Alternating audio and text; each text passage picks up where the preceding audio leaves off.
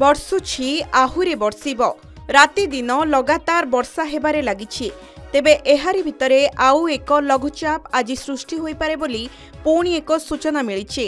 ଆଜି ସୃଷ୍ଟି ହୋଇପାରେ ଆଉ ଏକ ବଡ଼ ଲଘୁଚାପ। ରାଜ୍ୟରେ ଆହୁରି 3 ଦିନ ଅଧିକ ବର୍ଷା ନେଇ ପୂର୍ବାନୁମାନ କରିଛି ଆଞ୍ଚଳିକ ପାଣିପାଗ କେନ୍ଦ୍ର। ଗତ କିଛି ଦିନ ହେବ ଲଗାଣ ବର୍ଷା ଯୋଗୁଁ ଓଡ଼ିଶାର ସ୍ଥିତି ବେହାଲ ହୋଇଗଲାଣି। ରାସ୍ତାଘାଟ ଯୁଆଡ଼େ ଦେଖିବେ ପାଣି କାଦୁଅ। ରାଜ୍ୟରେ ବର୍ଷା ଲାଗି ରହିଥିବାରୁ ଯାନବାହନ ଚଳାଚଳରେ ମଧ୍ୟ ବାଧା ସୃଷ୍ଟି ହେଉଛି। କେଉଁଠି ଲୋକେ ପାଣି ଘେରରେ ରହିଲେଣି ତ ଆଉ କେଉଁଠି ଡ୍ରେନ୍ ପାଣି ଉଛୁଳି ପଡ଼ୁଛି। କିନ୍ତୁ ବର୍ଷା ଛାଡ଼ିବାର ନାଁ ଧରୁନି। ସେପଟେ ରାଜ୍ୟରେ ଆହୁରି 3 ଦିନ ଅଧିକ ବର୍ଷା ନେଇ ପୂର୍ବାନୁମାନ କରିଛି ଆଞ୍ଚଳିକ ପାଣିପାଗ କେନ୍ଦ୍ର। କିନ୍ତୁ ଆସନ୍ତା 8 ତାରିଖରୁ ଉପକୂଳ ଓଡ଼ିଶାରେ ବର୍ଷା କମିଯିବ। ଭଦ୍ରକଠାରୁ ଗଞ୍ଜାମ ଯାଏ ଉପକୂଳ ଜିଲ୍ଲାରେ ଜୁଲାଇ 6 ଓ 7 ତାରିଖରେ କେତେକ ସ୍ଥାନରେ ସ୍ୱଳ୍ପ ବର୍ଷା ହୋଇପାରେ।